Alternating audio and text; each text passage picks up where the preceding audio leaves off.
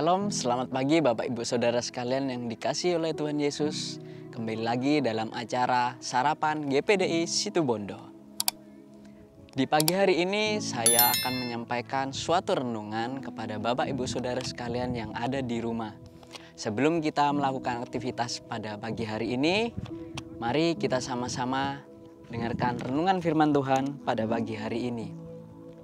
Judul renungan firman Tuhan pada pagi hari ini adalah Generasi Emas.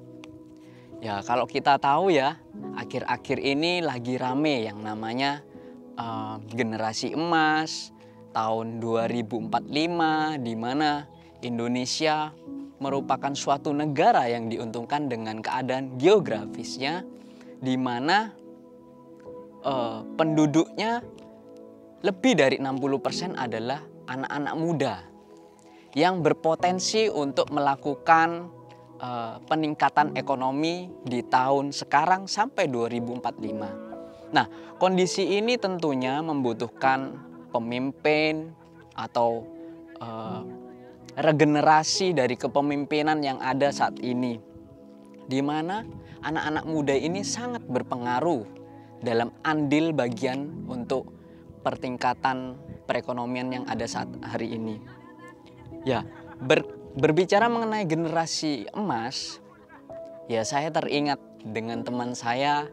Seringkali saya berbicara mengenai geopolitik yang terjadi di Indonesia saat ini, di mana saya melihat ada satu partai politik yang menarik bagi saya secara pribadi. Tentunya ini kapasitas saya sendiri ya, mewakili suara saya sendiri.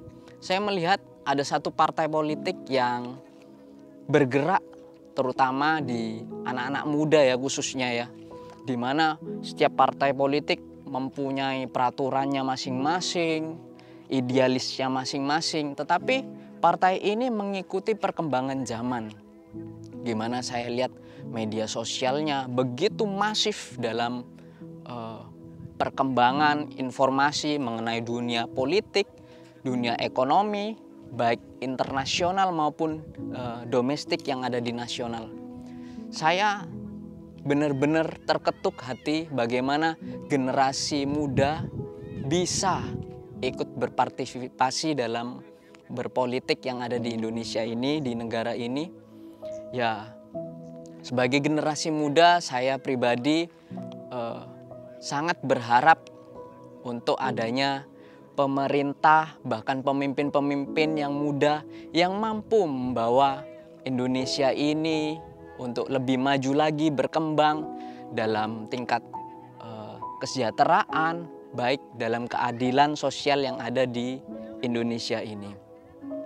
Berbicara generasi muda adalah generasi yang memang mempunyai power, tenaga, waktu, dan daya. Sebenarnya itu harus kita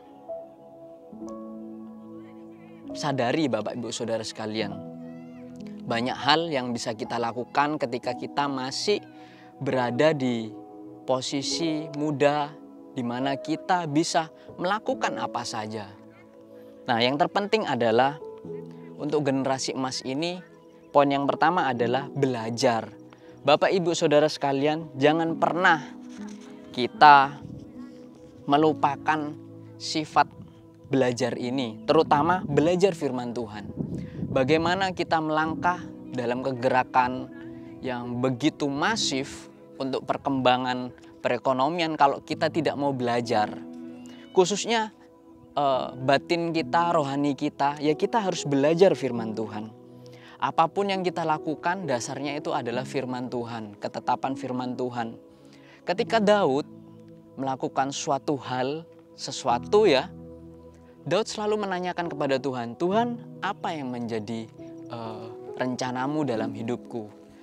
Oleh karena sebab itu kita selalu melihat di dalam kitab Mazmur bahwa di sana Daud berkata bahwa Tuhan yang memimpin, memelihara, dan menuntun hidupku. Banyak kita sekali lagi lihat di dalam sana kitab-kitab Mazmur.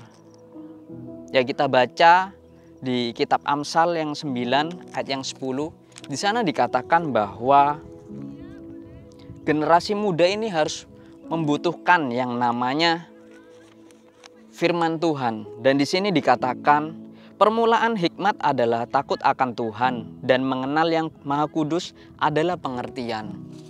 Ketika kita memperoleh hikmat, kebijaksanaan, maka akan turun dalam kehidupan kita, aspek kehidupan kita. Sehingga apa yang kita lakukan itu selaras dengan firman Tuhan, selaras dengan visi misinya Tuhan. Kalau dunia boleh mengalami krisis ekonomi, krisis kedamaian, di mana perang terjadi di mana-mana, alangkah baiknya jika kepemimpinan yang ada mulai dari Indonesia dipegang dengan anak-anak muda yang penuh semangat, tentunya dengan dasar yang takut akan firman Tuhan juga. Hal ini akan menjadi generasi yang benar-benar generasi emas, mampu membawa dampak dan membawa pengaruh yang jauh lebih besar. Yang kedua, berkarakter Kristus. Generasi emas ini harus berkarakter Kristus yang sesuai dengan firman Tuhan. Galatia 5 ayat 22 sampai 23, sana dikatakan bahwa tetapi buah roh ialah kasih, sukacita, damai sejahtera, kesabaran, kemurahan, kebaikan, kesetiaan, kelemah lembutan, penguasaan diri. Tidak ada hukum yang menentang hal-hal itu. Barang siapa menjadi milik Kristus Yesus, ia telah menyalibkan daging dengan segala hawa nafsu dan keinginannya.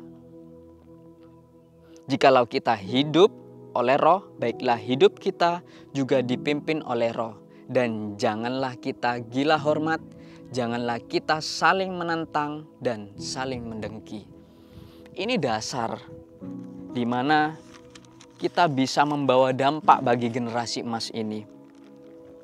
Banyak hal yang memang harus kita lakukan, banyak hal yang menjadi tugas dan PR kita, kewajiban kita. Mari kita sama-sama berjuang untuk generasi emas ini berkarakter Kristus di poin yang kedua ini. Dan poin yang ketiga, berdampak bagi semua orang.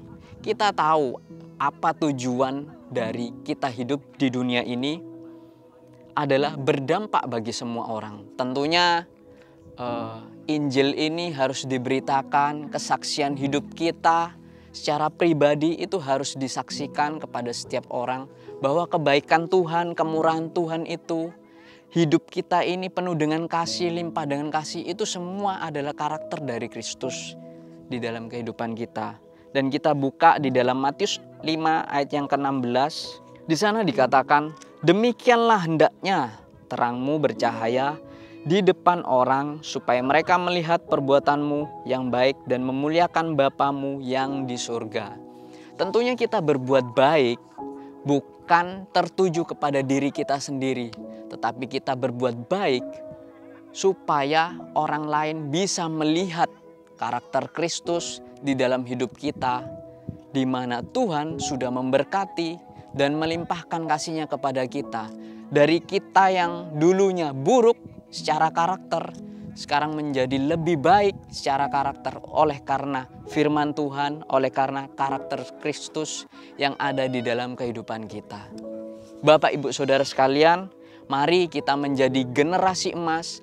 Apapun usia Bapak, Ibu, Saudara sekalian, generasi emas bukan berbicara mengenai generasi muda saja, tetapi bagaimana kita menyikapi, memiliki kehidupan yang mau seperti belajar firman Tuhan, berkarakter Kristus, dan yang ketiga, berdampak bagi semua orang yang ada di sekitar kita.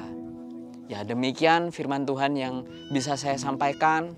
Kiranya firman Tuhan ini boleh menjadi rema di dalam setiap kehidupan kita dan dapat kita terapkan dalam kehidupan sehari-hari kita.